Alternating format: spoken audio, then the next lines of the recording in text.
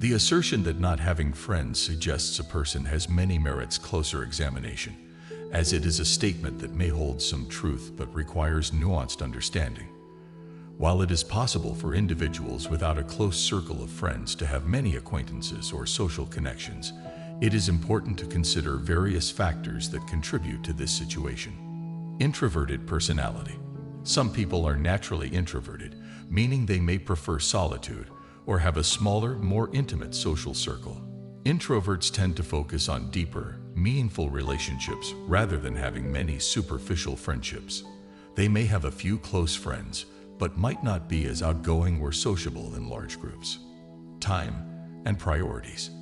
An individual's life circumstances, such as their career or personal goals, can influence the number of friends they have. People with demanding careers or significant personal commitments may have limited time to invest in socializing, leading to fewer close friendships. In such cases, they might have a wide network of acquaintances or colleagues, but prioritize other aspects of life.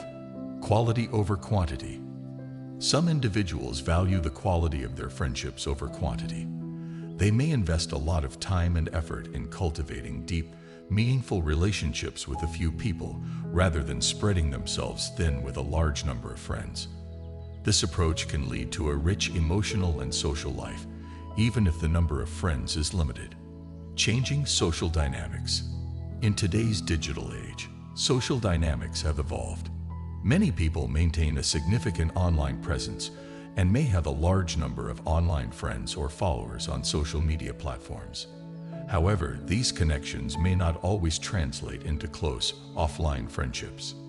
Thus, a person might appear to have many friends online, but may lack meaningful face-to-face relationships.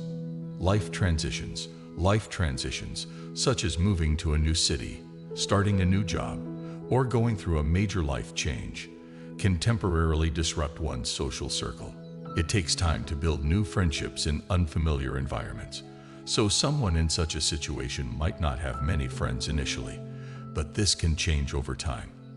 Cultural and societal factors.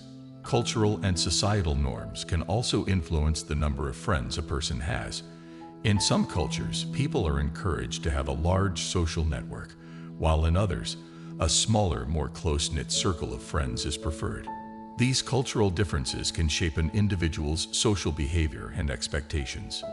Individual preferences. Ultimately, the number of friends a person has is a personal choice.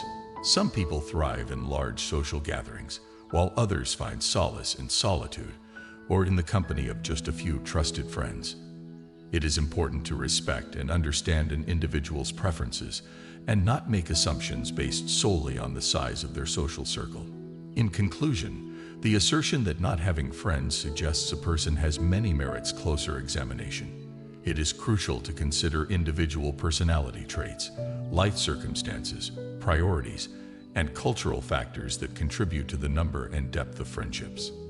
Having a small circle of friends does not necessarily indicate a lack of social connections or a deficiency in one's social life.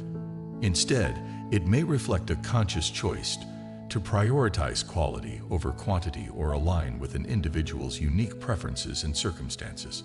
Ultimately, the richness of one's social life should be measured by the depth and authenticity of their connections, rather than the sheer number of friends they have.